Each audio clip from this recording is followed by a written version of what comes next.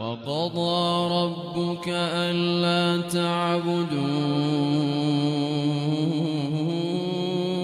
إلا إياه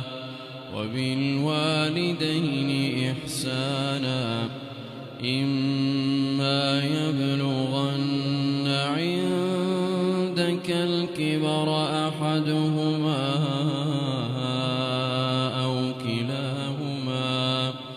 فلا تقل لهما